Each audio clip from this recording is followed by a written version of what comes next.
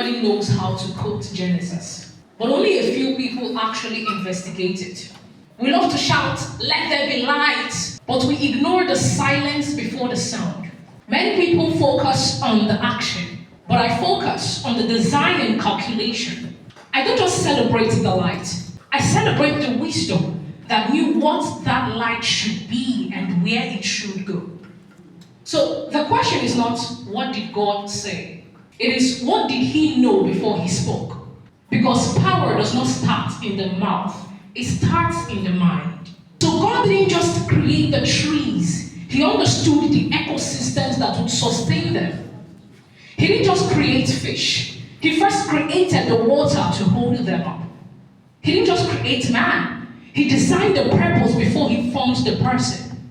So his words only expressed what his mind already designed. Because you cannot withdraw results where you did not deposit wisdom. So now let me tell you what this place actually is. Look past the chairs. This is not a corporate gathering. This is a heavy machinery construction site. Not for buildings, but for builders. So here we are not laying bricks, we are stretching minds and forging ideas. This is where we stretch capacity until potential becomes reality. Look around you. This is not a conference hall with 4 walls.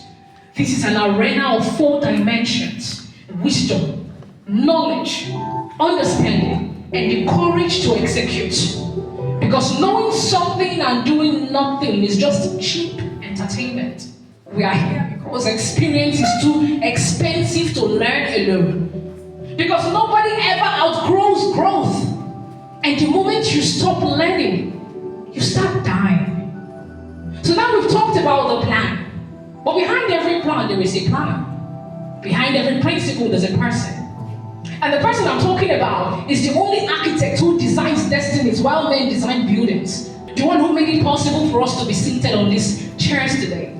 He doesn't appreciate like dollar, neither does he depreciate with naira. Because his sovereign economy does not consult the central banks of men. So his faithfulness has never entered recession. Even when the global markets drop and the banks go bankrupt, his promises will never fail. His storehouses will never close. Because he is the source that gives us the resources. So we don't just thank him for the platform, we thank him for the purpose. We don't just celebrate the provision, we worship the provider. And when that provider wants to transform a city, he doesn't just drop a plan from the sky, he commissions a person. He builds a vessel. He doesn't send a motivational speaker, he sends a constructor. Which brings me to the visionary who has accepted this heavy assignment. An embodiment of elegance, clarity, and authority. A woman whose name is the curriculum that tells you exactly what she is here to do.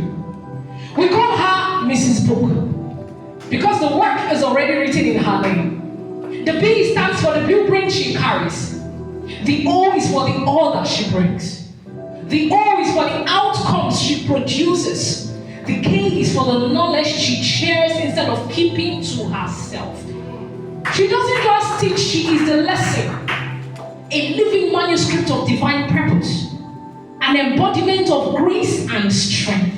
So now, brace yourself. Because what is about to happen in this atmosphere is not an agenda or a program. The pillars are set.